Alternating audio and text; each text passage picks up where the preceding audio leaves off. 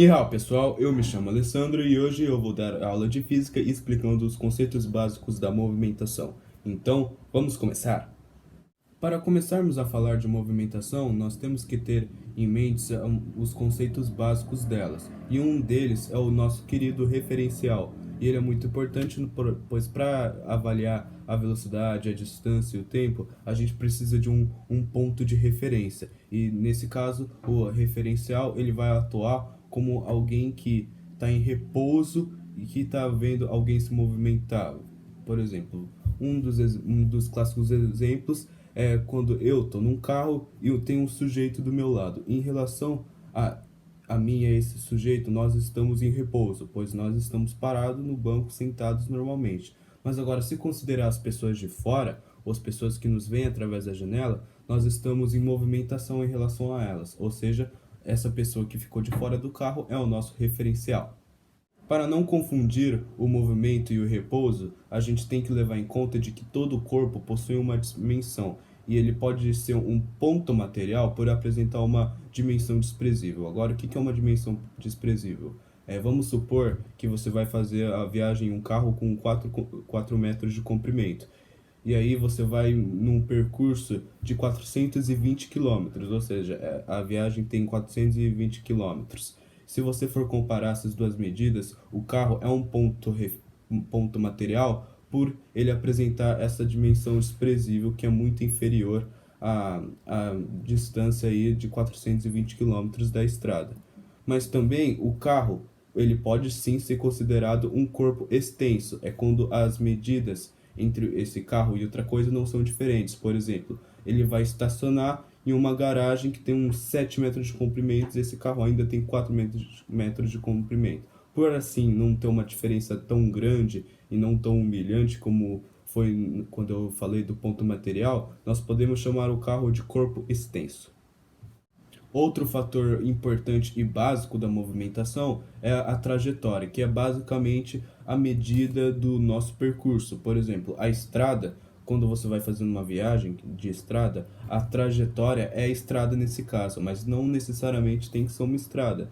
Por exemplo, se você andar na areia, você vai perceber que você está formando pegadas à medida que você vai andando. Essas pegadas vão formar a trajetória. Isso acontece a mesma coisa quando você está andando de bicicleta por cima da areia.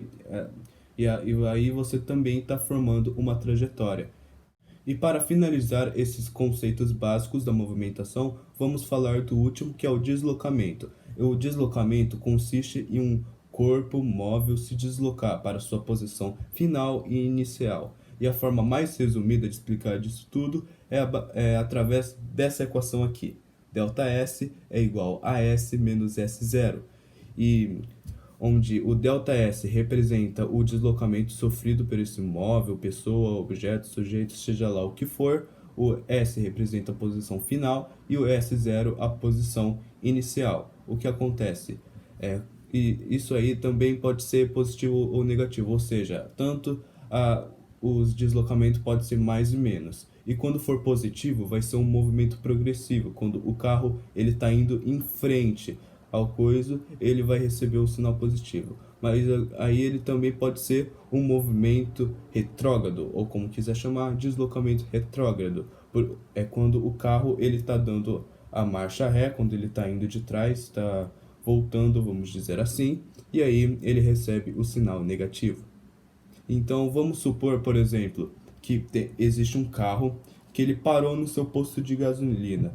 Vale lembrar que quando ele pausa e provoca o seu repouso, a velocidade tudo é zero. Então, basicamente, das pessoas que estão de fora observando tudo, tudo isso é um referencial. Mas o que a gente precisa ter em mente é de que assim que ele terminou de fazer suas coisas lá, ele resolveu depois dar a marcha ré, porque acho que ele tinha freado e estacionado num lugar que não podia.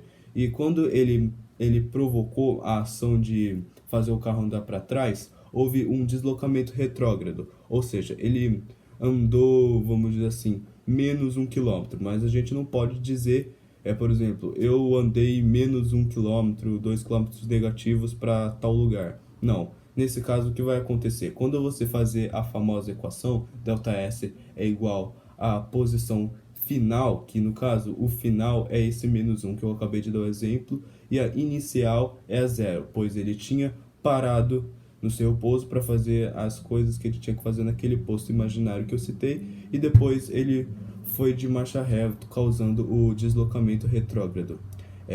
Se você fizer essa equação toda, o ΔS vai ser igual a menos 1, mas a gente tem que falar que ele percorreu 1 km no sentido contrário.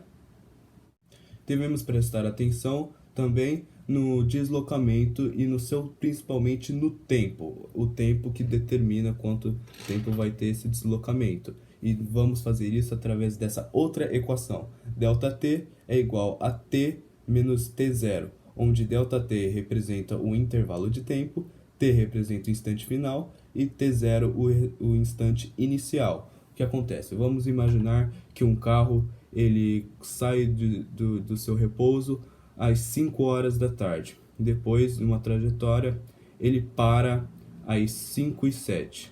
A gente tem que levar em conta de que o instante inicial, ou seja, o T0 foi às 5 horas e o instante final foi às 5:07. A gente pode basicamente resumir em 17:07 menos 17 horas, ou seja, o intervalo de tempo seria 7 minutos.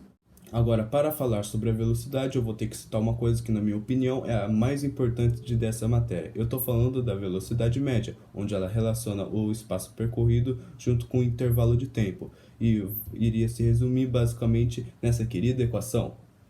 V é igual a ΔS sobre ΔT, onde é muito importante para calcular a velocidade. Assim, teria que ser T menos T0 embaixo de S menos S0, para você poder calcular a velocidade.